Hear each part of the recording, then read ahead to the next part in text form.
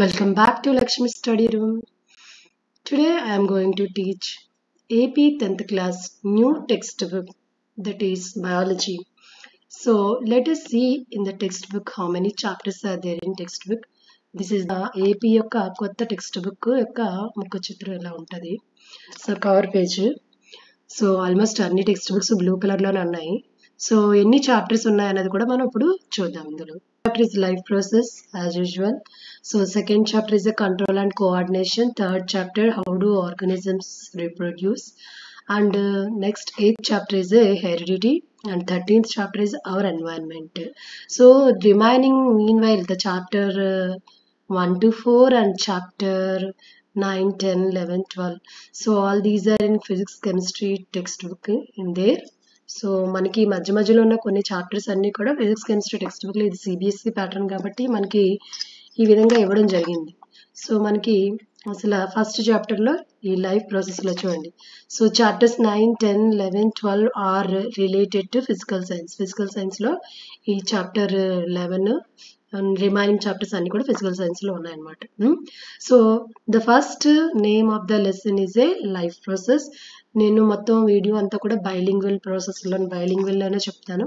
So to the chapter, how do we tell the difference between what is alive and what is not alive. So మనం differences, జీవులు అసలు బ్రతికి ఉన్నాయా లేదంటే చనిపోయాయా అన్నది మనం ఎలా చెప్తాము. So for example, if you see a dog running or cow chewing curd, so కుక్క అన్నమాట, and man shouting loudly on the street, ఒక వ్యక్తి వీధిలో గట్టిగా అరుస్తున్నప్పుడు, and we know the, so ఇవన్నీ ఈ మూమెంట్స్ అన్నీ చూపిస్తున్నాయంటే దాని అర్థం ఏంటి, మనకి ఇవన్నీ కూడా లివింగ్ థింగ్స్ అని అర్థం అనమాట. So we would still think that we're alive, that they were alive, but how did we know that we see them breathing and we know that they are alive. So మనం వీటన్నిటిని చూస్తున్నప్పుడు ఇవన్నీ కూడా బ్రతికే ఉన్నాయి, అంటే ఇక్కడ మనకి మూమెంట్స్, షౌటింగ్ అన్నీ చూపిస్తున్నాయి కాబట్టి ఆల్మోస్ట్ అన్నీ మనకి బ్రతికే ఉన్నాయని అని చెప్తాం అనమాట. సో అందులో మనం ఇంకా ఖచ్చితంగా ఇంకేం చూస్తాము, బ్రీతింగ్ కన్సిడర్ చేస్తాము, మూమెంట్స్ కన్సిడర్ చేస్తాము. అలాగే ఇంకేంటి, how do we know that they are alive, మనకి ఎలా తెలుస్తుంది అవి బ్రతికి ఉన్నాయని. అలా ప్లాంట్స్కి వచ్చేసరికి, so we see them breathing and we know that they are alive. అంటే మనకి చనిపోయారా బ్రతుకున్నారని తెలియాలి అంటే మనకి ఎలా తెలుస్తుంది అంటే బ్రీతింగ్ చేస్తున్న దాన్ని బట్టి మనకి తెలుస్తుంది అనమాట.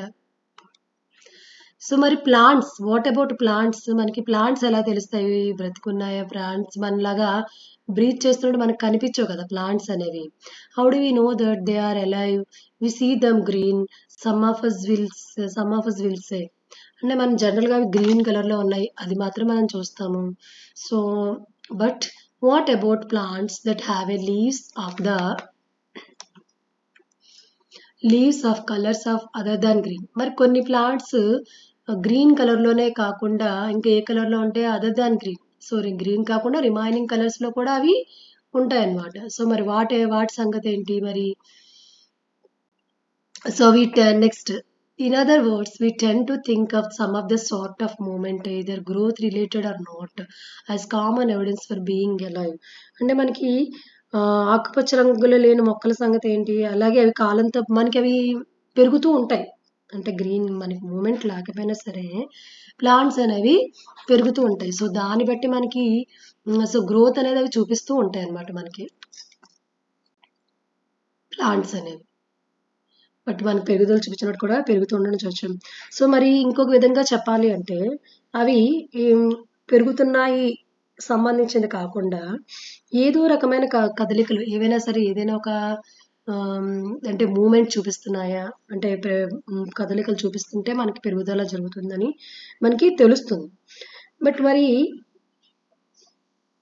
ఒక మొక్కలో మనకి స్పష్టంగా పెరుగుదల కనిపించినప్పటికీ కూడా చూడండి, growth related are not, as common evidence for being alive, అంటే అవి బ్రతికి ఉన్నాయని చెప్పడానికి మనకి ప్లాంట్లో it is not visible by growing still is alive, అంటే మనకి అది పెరగడం వల్లే మనకి అది లివింగ్ థింగ్ అని మనకు తెలుస్తుంది అన్నమాట.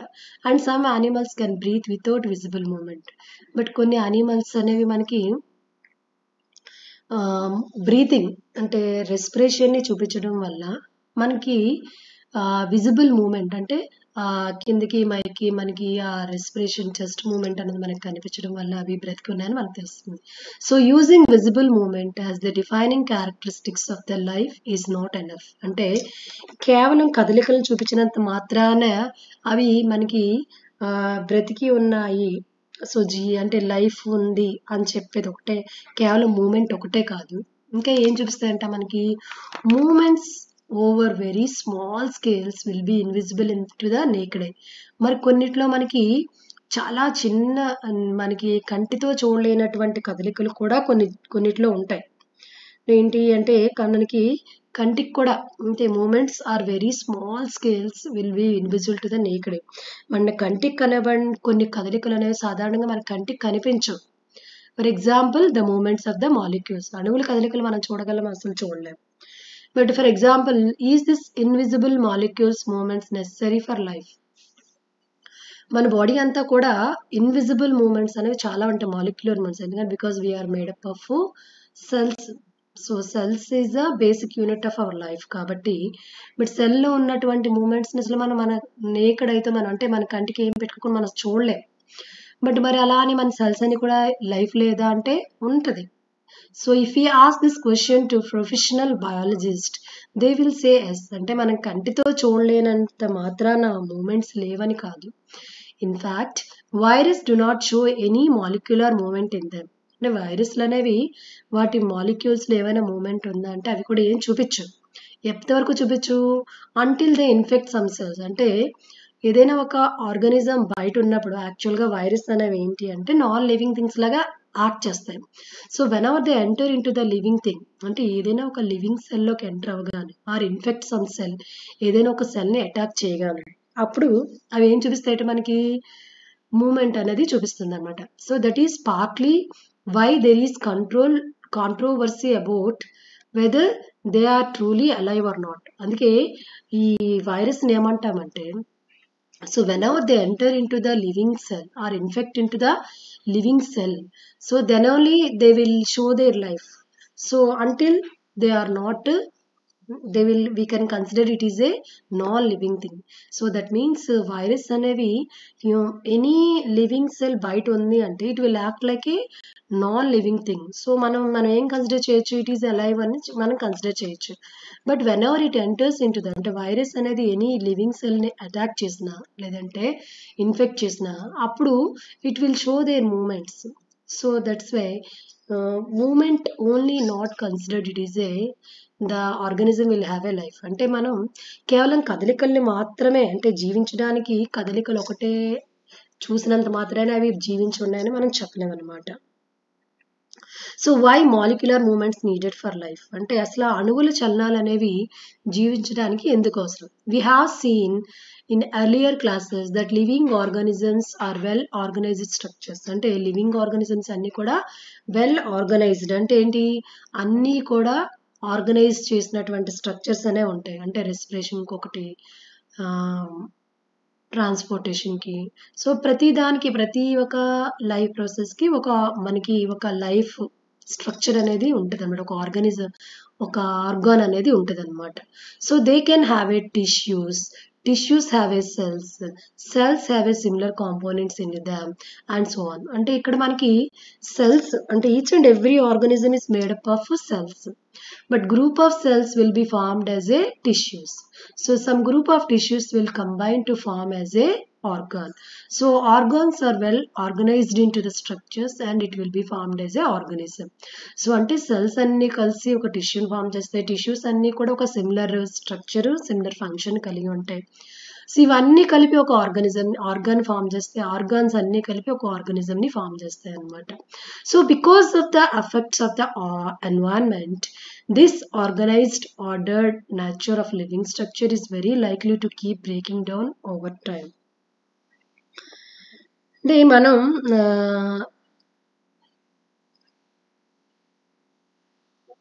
జీవులన్నీ కూడా ఒక నిర్మాణాత్మక వ్యవస్థీకృత స్వభావం కలిగి ఉన్నప్పటికీ కూడా ఇవి కూడా కంటిన్యూస్గా మనం ఎన్వైరన్మెంటల్ యొక్క ఎఫెక్ట్ కారణంగా ఇవి కూడా డిగ్రేడ్ అయ్యేటటువంటి అంటే డీకంపోజ్ అయ్యేటటువంటి అవకాశం ఉంటుంది. సో దట్ మీన్స్ మనం చనిపోయామనుకోండి ఏమవుతాం, సో మన సెల్స్ అన్ని కూడా బ్రేక్ డౌన్ అయిపోయి మనం కూడా చనిపోతాం అనమాట. So if order breaks down అంటే ఇక్కడ మనకి అవన్నీ కూడా విచ్ఛిన్నం అయిపోయాయి అనుకోండి, అంటే ఒక ఆర్గనిజం అనేది బ్రేక్ డౌన్ అయింది అనుకోండి, the organism will no longer be alive అంటే ఒక ఆర్గనిజం అనేది జీవించడానికి అవకాశం లేదు. So living creatures must keep repairing and maintaining they structures అంటే లివింగ్ క్రియేచర్స్ అంటే ప్రాణంతో ఉన్న అన్ని లివింగ్ క్రీచర్స్ అంటే అన్ని ప్రాణులు కూడా వాటిని రిపేర్ చేసుకుంటూ ఉంటాయి. అంటే ఏమైనా సెల్స్ పాడైనా అలాగే వాటిని స్ట్రక్చర్ని ప్రాపర్గా మెయింటైన్ కూడా చేసుకుంటాయి అన్నమాట. అంటే రిపేర్ చేసుకోవడం, మరమ్మతులు చేసుకోవడం, అలాగే వాటిని ప్రాపర్గా ఉంచుకోవడం కూడా జరుగుతుంది అనమాట. అలా చేసుకుంటేనే ఆర్గానిజం అనేది సర్వైవ్ అవుతుంది, లేదంటే ఆర్గానిజం అనేది చనిపోతుంది అనమాట. So all these structures are made up of molecules, they must move molecules around all the time. But అన్ని ఆర్గానిజమ్స్ కూడా మాలిక్యులర్ స్ట్రక్చర్స్ తోటే తయారవుతాయి, అణువులతోటే నిర్మించబడ్డాయి కాబట్టి అవి అణువులు ఎప్పుడు కూడా కదిలిస్తూనే ఉంటాయి అన్నమాట. What are the maintenance process in living organisms? Let explore. అంటే అసలు ఇంతకీ ఈ మెయింటెనెన్స్ ప్రాసెస్ ఎలా ఉంటాయి, అంటే ఈ నిర్వహణ ప్రక్రియలు అనేవి ఏ విధంగా ఉంటాయో ఒకసారి చూద్దాం మనం. సో ఫస్ట్ మనం అలా తెలుసుకోవాలంటే అసలు ఈ లైఫ్ ప్రాసెస్ అంటే ఏంటి తెలుసుకోవాలి first. So first let us know what are life process. So first let us move on to the life process. So the organisms which have a life to maintain some process, so these called life process. So చూడండి, the maintenance functions of living organism must go on and even when they are not doing anything particular. అంటే ఒక జీవి ఏ పనైనా చేస్తున్నప్పటికీ చేయలేనప్పటికీ కూడా ఖచ్చితంగా అక్కడ ఏమవ్వాలి, living process అనేవి కంటిన్యూస్గా జరుగుతూ ఉండాలన్నమాట. So even when we're just sitting in the class అంటే మనం క్లాస్ రూమ్లో కూర్చొని లెసన్ వింటున్నప్పటికీ కూడా లోపల మనకు చూడండి respiration, transportation of food materials, excretion, removal of waste in the form of sweat, and transportation of gases. So ఇవన్నీ కూడా జరుగుతూనే ఉంటాయి, మనం కదలట్లేదు కానీ మన లోపల ఇవన్నీ కూడా మాలిక్యూల్స్ మూమెంట్ ద్వారా ఆర్గాన్స్ మూమెంట్ వల్ల ఇవన్నీ జరుగుతూ ఉంటాయి. ఈవెన్ వీఆర్ జస్ట్ అస్లీప్, మనం పడుకున్నప్పటికీ కూడా ఈ పనులన్నీ మెయింటెనెన్స్ జాబ్ అనేది ఇప్పుడు జరుగుతూనే ఉంటుంది అన్నమాట. So the process which together perform this maintenance job or life process. అంటే ఈ పనులన్నిటినీ కలిపి మనం ఏమంటాం, ఈ మెయింటైన్ చేయడాన్ని ఈ లైఫ్ ప్రాసెస్ అంటారనమాట. Since these maintenance process are needed to prevent damage and break down, energy is needed for them. మరి ఈ మెయింటెనెన్స్ ప్రాసెస్ అన్ని దేనికి యూజ్ అవుతాయంట? నీడెడ్ టు ప్రివెంట్ డ్యామేజ్ అంటే మనకి ఎలాంటి నష్టము జరగకుండా ముందుగానే మళ్ళీ ప్రొటెక్ట్ చేయడం కోసము. ఫస్ట్ వన్ అంటే ఈ లైఫ్ ప్రాసెస్ ఎందుకు అంటే ఇవన్నిటికి ఫస్ట్ వన్ ఏంటి, నీడెడ్ టు ప్రివెంట్ డ్యామేజ్ ఒకటి, అలాగే బ్రేక్ డౌన్ ఎనర్జీ అంటే బ్రేక్ డౌన్ ఇవన్నీ విచ్ఛిన్నం అవుతూ మనకి కావలసినప్పుడల్లా శక్తిని విడుదల చేయడానికి కూడా ఇది అవసరం అనమాట. So this energy comes from outside of the body of the individual of the organism. మరి ఈ ఎనర్జీ మనకి ఎక్కడి నుంచి వస్తుంది అంటే ఫ్రమ్ అవుట్ సైడ్, అంటే మనం శరీర అవుట్ సైడ్ నుంచి వస్తుందంటే అర్థం ఏంటి, మనం ఎనర్జీ కావాలి అంటే మనకి ఫుడ్ కావాలి. సో ఆ ఫుడ్ తిన్న తర్వాత ఫుడ్ బ్రేక్ డౌన్ అయిన తర్వాత మనకి రెస్పిరేషన్ ప్రాసెస్లో ఎనర్జీ అనేది రిలీజ్ అవుతుంది అనమాట. So there must be a process of transfer of source of energy from outside of the body of the organism which we call food to the inside, a process which we commonly called nutrition. అంటే మనకి ఈ food అనేది outside, అంటే outside నుంచి తీసుకున్న food నుంచి మనకి energy వస్తుంది. మరి ఎప్పుడు వస్తుంది అంటే we commonly call it is a nutrition. అంటే intake of nutrients into our body will be called as a nutrition. అంటే మన బాడీలోకి ఈ న్యూట్రియంట్స్ అంటే పోషకాలని తీసుకోవడం వల్ల మనకి ఎనర్జీ అనేది వస్తుంది అనమాట. If the body size of the organism is to grow, additional raw materials will also be needed from outside.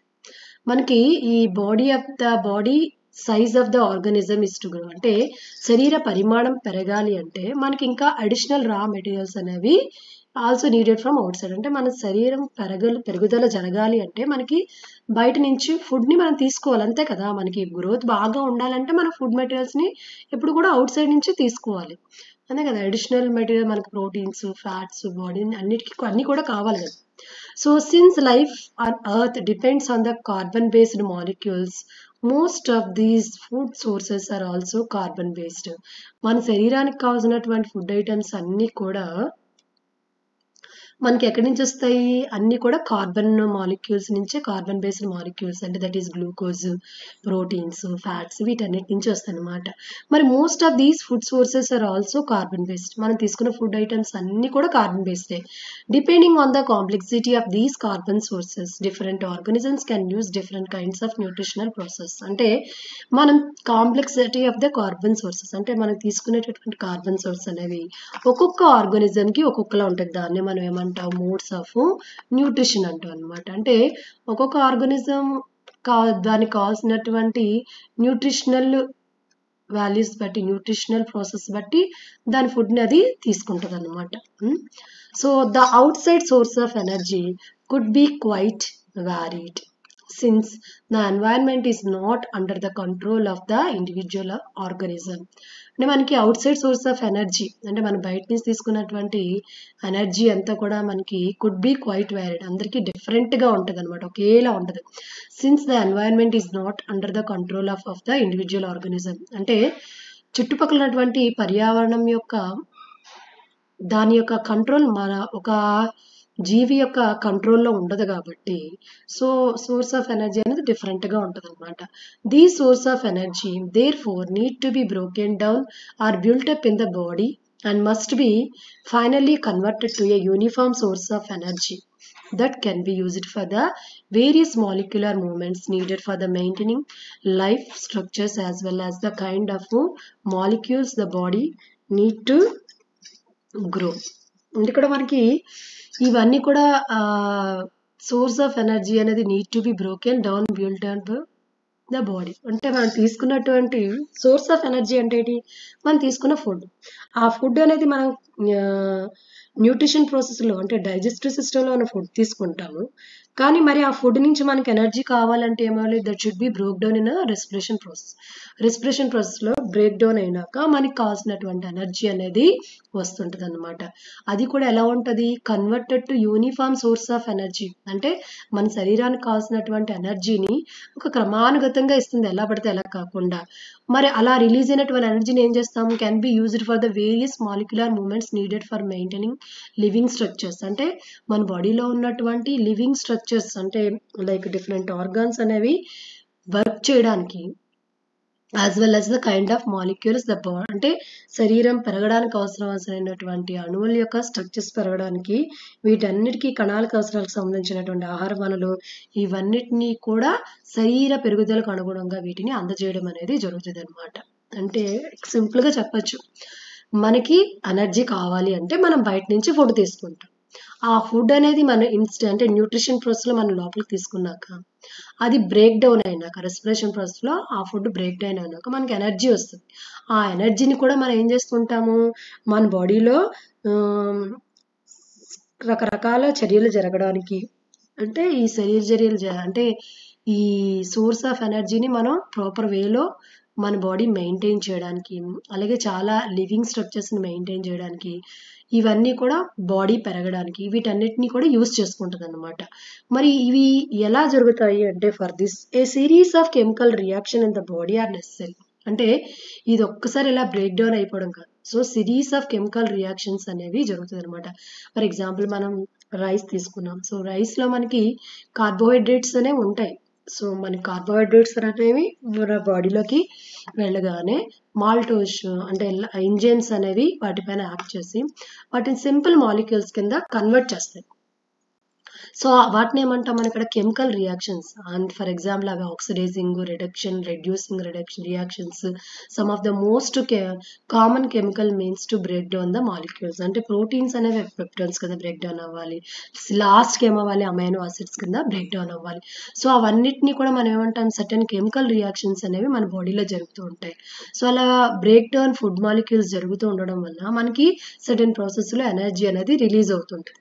ఆ రిలీజ్ అయినటువంటి ఎనర్జీని మన బాడీలో ఉన్నటువంటి మెయింటైన్ అంటే సమ్ లైఫ్ ప్రాసెస్ని మెయింటైన్ చేయడానికి, అలాగే బాడీ పెరగడానికి, వేరియస్ యాక్టివిటీస్ కండక్ట్ చేయడం కోసం ఇవి ఎనర్జీని యూజ్ చేసుకుంటాం అనమాట.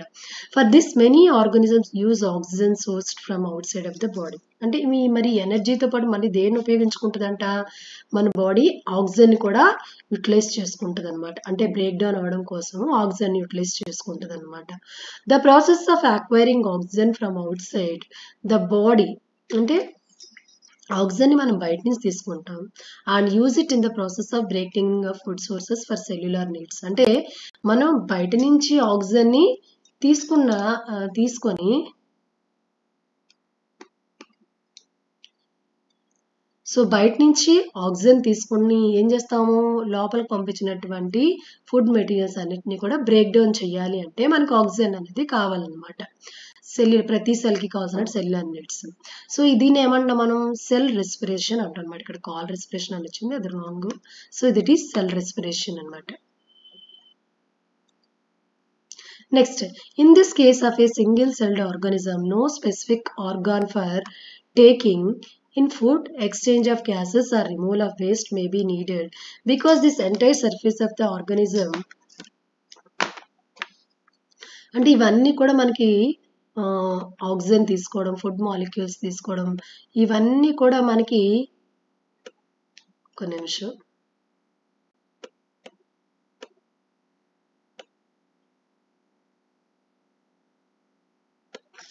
సింగిల్ సెల్డ్, ఇప్పుడు మనకి ఇది ఒక సింగిల్ సెల్డ్ ఆర్గానిజంలో తీసుకున్నాం అనుకోండి, లైక్ అమీబాలే తీసుకున్నాం అనుకోండి, వాళ్ళకి ఒక స్పెసిఫిక్ ఆర్గాన్స్ ఫుడ్ తీసుకోవడానికి ఒక ఆర్గానిజము, ఎక్స్చేంజ్ ఆఫ్ గ్యాస్ అంటే ఆక్సిజన్ తీసుకొని కార్బన్ డైఆక్సైడ్ రిమూవ్ చేయడానికి, అలాగే వేస్ట్ని రిమూవ్ చేయడానికి, వీటన్నిటికీ కూడా ఒక ప్రాపర్ ఆర్గాన్స్ అనేవి ఏవి ఉండవు. ఇవన్నీ కూడా దేని ద్వారా తీసుకోగలదట, entire surface of the organism, అంటే దాని బాడీ యొక్క సర్ఫేస్ ఆఫ్ ద ఆర్గానిజం, అంటే అక్కడ దాని శరీరం యొక్క పై భాగం నుంచి తీసుకోగలదు తప్ప మిగతా అంతా కూడా దీనికి స్పెసిఫిక్ ఆర్గాన్స్ ఏమీ ఉండవు. ఎందుకు అంటే it is single celled organ కాబట్టి దానికి ఏమీ పర్టికులర్గా ఒక్కొక్కటి చేసుకోవడం దానికి ఏమీ ఒక స్పెషల్ ఆర్గాన్స్ ఏమీ ఉండవు అనమాట. సో అందుకని అది ఏం చేస్తుంది, దాని ఏ పని చేయాలని అంటే taking of food body surface ద్వారానే, exchange of gases body surface ద్వారానే చేసుకోవాలి, అలాగే అది రిమూవల్ ఆఫ్ వేస్ట్ కూడా, ఈవెన్ బాడీలో ఉన్నటువంటి వేస్ట్ని రిమూవ్ చేసుకోవాలన్నా సరే అది సెల్స్ ఏమీ ఉండవు కాబట్టి, స్పెషలైజ్డ్ ఆర్గాన్స్ ఏమీ ఉండవు కాబట్టి, సో ఇవన్నీ అంటే taking of food, respiration, removal of waste, ఇవన్నీ కూడా ఎలా చేసుకుంటుంది, అంటే body surface contact with the environment. So ఎన్వైరన్మెంట్తో కాంటాక్ట్ అవ్వడం వల్ల చేసుకుంటుంది తప్ప ఇంక మామూలుగా అయితే అది చేసుకోలేదన్నమాట.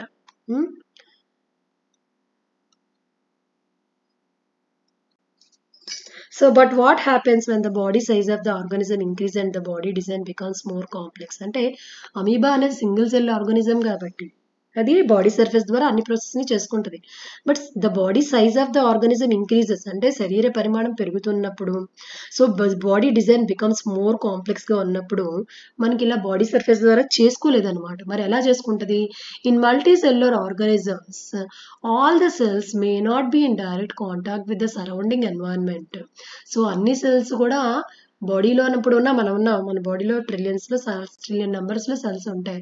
అన్ని సెల్స్ కూడా ఎన్వైరన్మెంట్ తోటి డైరెక్ట్ కాంటాక్ట్ అనేది ఉండదు. సో ద సింపుల్ డిఫ్యూజన్, అంటే ఇలా అమీబా లాంటి ఆర్గానిజమ్స్లోని డిఫ్యూజన్ ప్రాసెస్ ద్వారా మనకి to meet the requirement is not proper, అంటే డిఫ్యూజన్ ప్రాసెస్ ద్వారా మనం చేసుకోవాలంటే అవ్వదు. ఎందుకంటే మన బాడీలో ఉన్నటువంటి ఈచ్ అండ్ ఎవ్రీ సెల్ కూడా డైరెక్ట్ కాంటాక్ట్ అనేది ఎన్వైరన్మెంట్తో ఉండదు కాబట్టి. So we have seen previously how in multicellular organisms various body parts have specialized in the function they perform. అందుకే మల్టీసెల్యులర్ ఆర్గానిజమ్స్ ఇలాంటి బాడీ ఫంక్షన్స్ని పర్ఫామ్ చేసుకోవడం కోసం వాటికి డిఫరెంట్ ఫంక్షన్స్ని పర్ఫామ్ చేయడం కోసం we have a different organs to perform different functions. So మనకి డిఫరెంట్ వివిధ రకాల పనులు చేయడానికి మనకి వివిధ రకాల అవయవాలు ఉన్నాయి. So we're familiar with the idea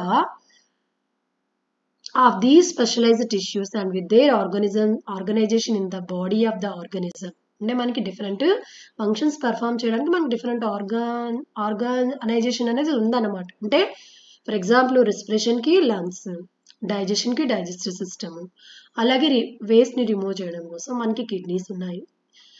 అలాగే ట్రాన్స్పోర్ట్ ఆఫ్ ఫుడ్ మెటీరియల్స్ కోసం మనకి హార్ట్ అండ్ బ్లడ్ వెజల్స్ ఉన్నాయన్నమాట. So is therefore not surprising that can the uptake of food of oxygen will also be in the function of specialized tissues. అంటే oxygen తీసుకోవడం కోసం మనకి specialised tissues కూడా మనకి ఉన్నాయి.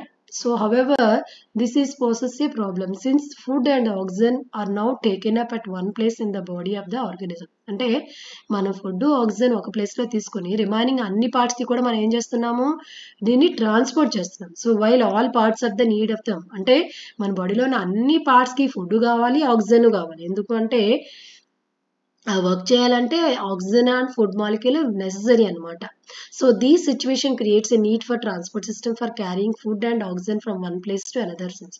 అంటే మన బాడీలో ఉండే ఈచ్ అండ్ ఎవ్రీ సెల్కి ఆక్సిజన్ అండ్ ఫుడ్ అవసరం కాబట్టి మనకి ట్రాన్స్పోర్ట్ సిస్టమ్ అనేది ఫుడ్ మెటీరియల్ క్యారీ చేయడానికి మనకి ఫామ్ అయిందనమాట. ఒక ప్లేస్ నుంచి ఇంకొక ప్లేస్కి ఈ రెండింటిని క్యారీ చేయడం కోసం మనకి ట్రాన్స్పోర్ట్ సిస్టమ్ అనేది మనం ఫామ్ చేసుకున్నాం. One chemical reactions use the carbon source and oxygen for energy generation. అంటే కెమికల్ రియాక్షన్స్ అనేవి ఏం చేస్తాయంటే కార్బన్ని యూజ్ చేసుకుంటాయి సోర్స్ కింద, అట్ ద సేమ్ టైం ఆక్సిజన్ని కూడా ఎనర్జీని క్రియేట్ చేయడం కోసం యూజ్ చేసుకుంటాయి. They create at the same time they create by ప్రొడక్ట్స్ని కూడా రిలీజ్ చేస్తుంటాయి అన్నమాట. They are not only useless for the cells of the body but could even be harmful. అంటే ఈ బై ప్రొడక్ట్స్ అనేవి సెల్స్ యూజ్ చేసుకోవడానికే కాదు, మన బాడీకి అవి అంటే మన బాడీలో ఈ బై ప్రొడక్ట్స్ కనుక ఉండిపోయాయి అనుకో అవి మన శరీరానికి హానికరం కూడా అనమాట.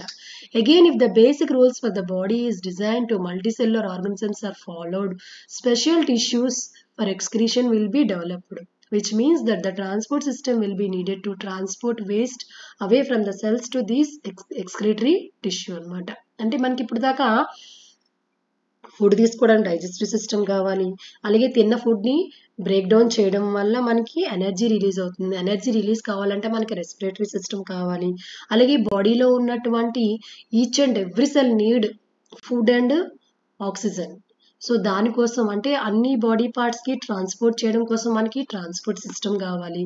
అట్ ద సేమ్ టైం ఈ ట్రాన్స్పోర్ట్ సిస్టమ్ అంటే ఆక్సిజన్ కార్బన్ని యూటిలైజ్ చేసుకునేటప్పుడు మనకి ఎనర్జీ జనరేషన్తో పాటు కొన్ని బై ప్రోడక్ట్స్ అంటే waste materials like carbon dioxide అనేది మనకి రిలీజ్ అవుతుంది. అలాగే రిమూవల్ ఆఫ్ వేస్ట్ కూడా రిమూవ్ అవుతుంటాయి, వేస్ట్ కూడా ఫామ్ అవుతూ ఉంటుంది.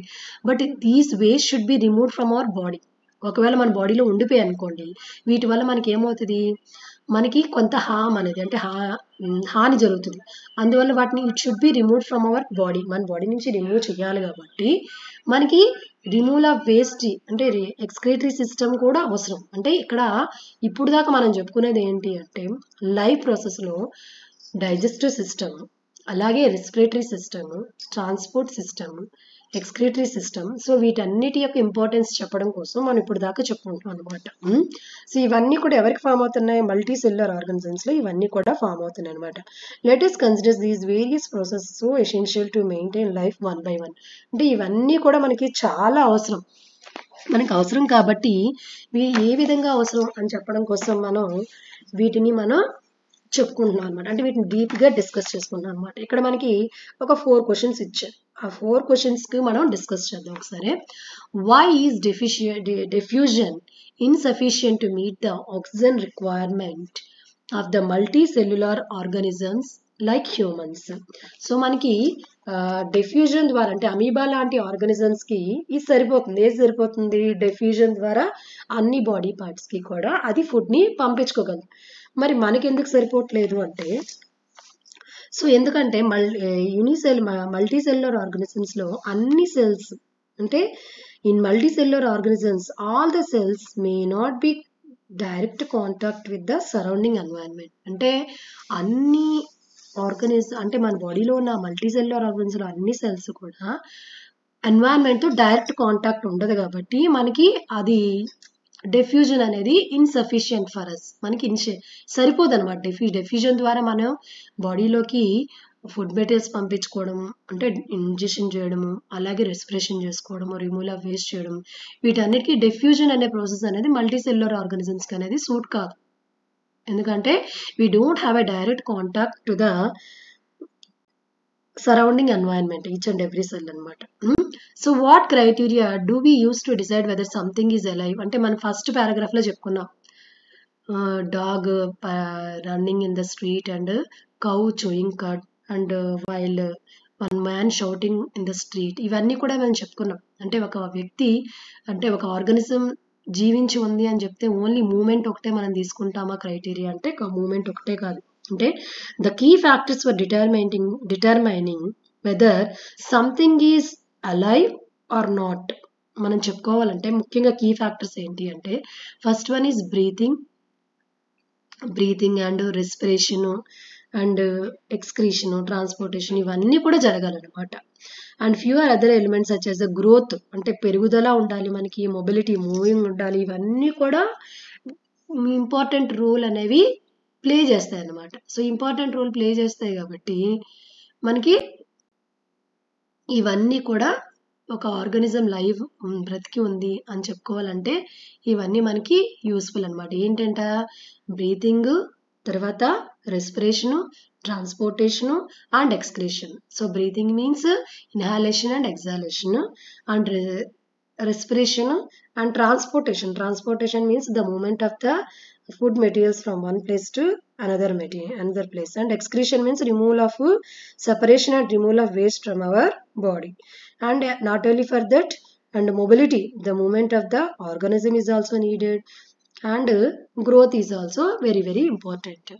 And what are the outside raw materials used for by an organism? అంటే మనం బ్రతకాలి అంటే మనకి ఏ మెటీరియల్స్ కావాలి అంటే we also need raw materials from the outside in order to grow, మనం పెరగాలన్నా, అలాగే డెవలప్, అభివృద్ధి చెందాలన్నా, అండ్ సింథసైజ్ ప్రోటీన్స్, అంటే మనం ప్రోటీన్స్ ని తయారు చేసుకోవాలన్నా, other substances is needed in the body.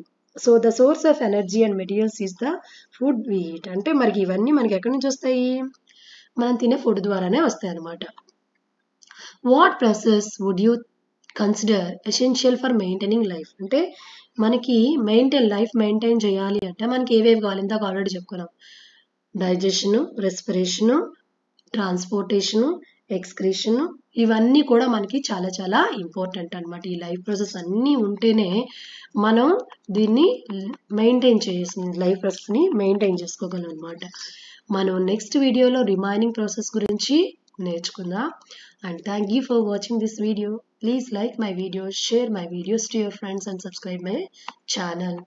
Thank you.